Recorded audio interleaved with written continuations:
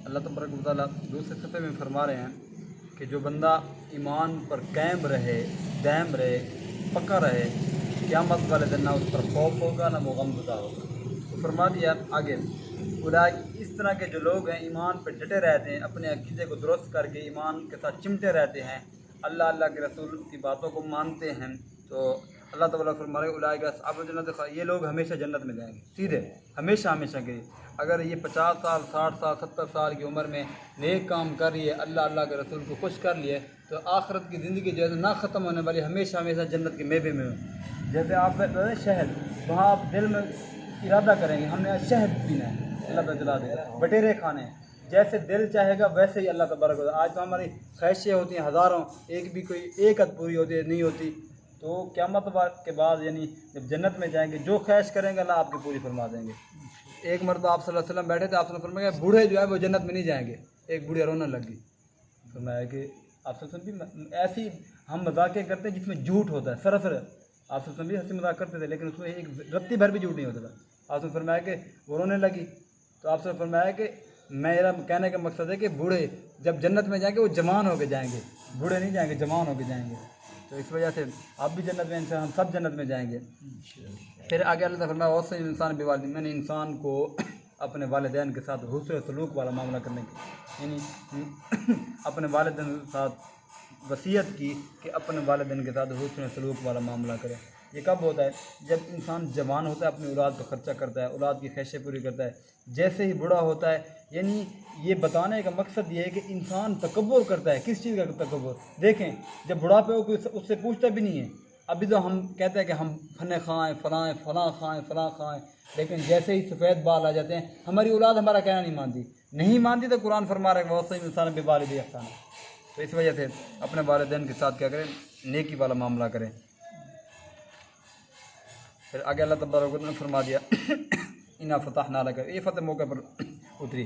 अल्लाह ने फरमाया या यानी फरमा दिया कि मैं तुम्हारे पहले वाले गुनाह भी, बाद वाले गुनाह भी माफ़ कर दिया। आप सल्लल्लाहु अलैहि वसल्लम जब फतह मक्का का मौका था ना, आप सल्लल्लाहु अलैहि वसल्लम मदीना मुनव्वरा में मक्का में गए, तो आपने फरमाया कोई है मुझसे कोई माफ़ी मांगने वाला, कोई है किसी जगह छुपने वाला, कोई है मेरा साथ कोई मुकाबला करने वाला? कोई भी नहीं था। तो आप सल्लल्लाहु अलैहि वसल्लम फरमाया कि आज मैं मोहम्मद सबको माफ़ कर दिया, जिसने मुझ पर कूड़ा डाला था, जिसने मुझे तकलीफ़ें दी थी, जिसने मेरी हत्ता कि मेरी ज़ात के साथ इख्तलाफ किया था, मेरे बच्चों के साथ इख्तलाफ किया था, मेरे बेटियों को तलाक़ें हो गई थी, जितने भी लोग सबको मैंने माफ़ कर दिया। फरमाया कि जो अपने हथियार डाल देगा, ईमान पे आ जाएगा, मैंने उसको माफ़ कर दिया। तो देखें, जब ये फ़तह मौका का मौका आया तो अल्लाह तबारक व तआला ने उनको फ़तह नसीब फरमाई, और फ़तह ऐसी कि फ़तह मुबीन, खुली तौर पर फ़तह दी। फिर आगे लक़द रज़ियल्लाहु अन्हु शजर, ये जो था जब हज़रत उस्मान गनी रज़ियल्लाहु ताला अन्हु आप सल्लल्लाहु अलैहि वसल्लम ने देखा, जब मक्का में आए, मक्का मदीना से हज करने के इरादे से आए थे, तो फरमा दिया कि उन्होंने समझा कि लड़ने आ रहे हैं।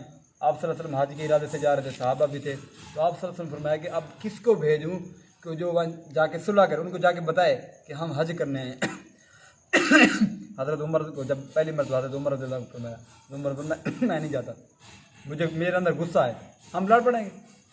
कोशिश करते करते हज़रत उस्मान गनी रज़ियल्लाहु ताला अन्हु, उस्मान गनी रज़ियल्लाहु ताला के बारे में हज़रत उस्मान गनी गए, तो बाद में इत्तला मिली कि हज़रत उस्मान गनी उनको शहीद कर दिया गया। तो आप सल्लल्लाहु अलैहि वसल्लम ने बैत की दरख्त के नीचे, वो कुरान मजीद वही फरमा लक़द रज़ियल्लाहु अन्हुम युबायिऊनका तहत अश-शजरति फ़अलिम मा फ़ी क़ुलूबिहिम। जब आप फरमाया ये है मेरा हाथ, सहाबा ने फरमाया कि यह मेरे हाथ पे बैत करें, हमने उस्मान रज़ियल्लाहु ताला अन्हु का बदला लेना है, उनसे लेना है कि उन्होंने हमारे बंदे को कैसे किया। आप सब उस वक्त बहुत गुस्से में आ गए, सारे सहाबा ने हाथ रखे। आखिर में आप सल्लल्लाहु अलैहि वसल्लम ने ये फरमाया कि ये उस्मान का हाथ है। कि फतह की फिर बाद में पता चल गया कि उन्होंने किसी अखबार जो थी वो गलत थी।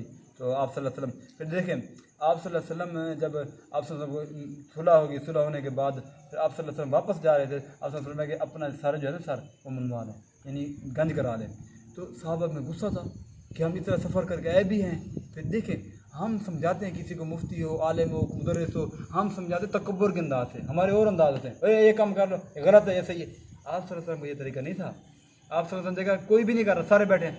जब अपने हुजरे में आए देखे, फरमाया कि साहब तो अज़वाज मुतहरात में से फरमाया गया कि आप सबसे पहले आप करें, जब आप करेंगे तो बाकी करें। आप सल्लल्लाहु अलैहि वसल्लम गए, आपने फरमाया कि मेरा उस तरफ है, जैसे आप सल्लल्लाहु अलैहि वसल्लम शुरू के सारे साहब ने अपना सब। ये थी आप सल्लल्लाहु अलैहि वसल्लम तरबियत, ये थी आप सल्लल्लाहु अलैहि वसल्लम इस तरह लोगों को नसीहत करते थे। तो इस वजह से यहाँ से एक सबक आता मिलता है कि अपनी औलाद कोई काम नहीं मान रही, कोई बंदा नहीं मान रहा, आपको अल्लाह ने कोई मनसब, कोई मोहदा, कोई सल्तनत दी है, आपको पता है, उन्हें कहा आप सबसे पहले आप करें। आप करेंगे तो वो आपको देख के करेंगे, उनको शर्म आएगी। इस तरह अमीर वो कर रहा है, हमारा बाप कर रहा है, तो हमें भी करना चाहिए।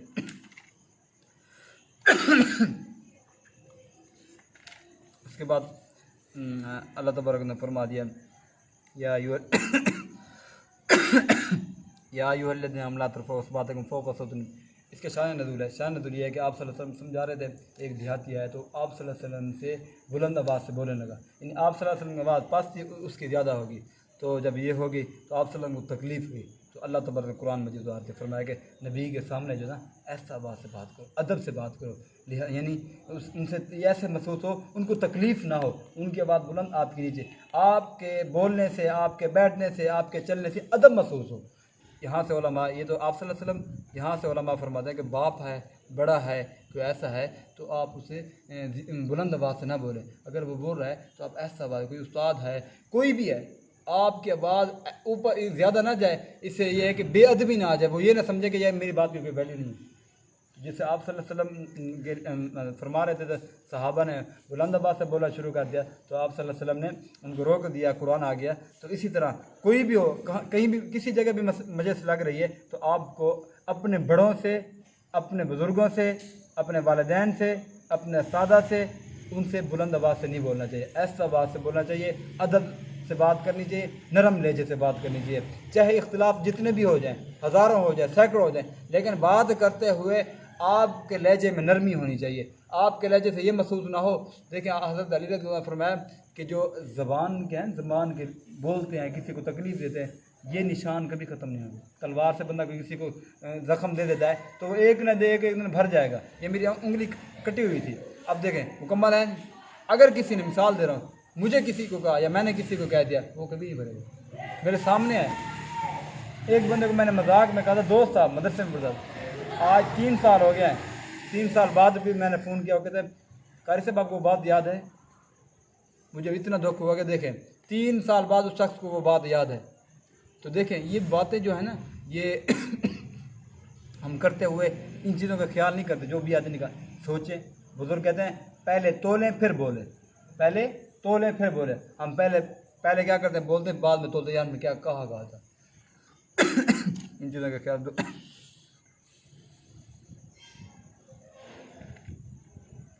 दुआ है कि अल्लाह तबारक तमाम बातों पर अमल करने की तौफीक अता फरमाए।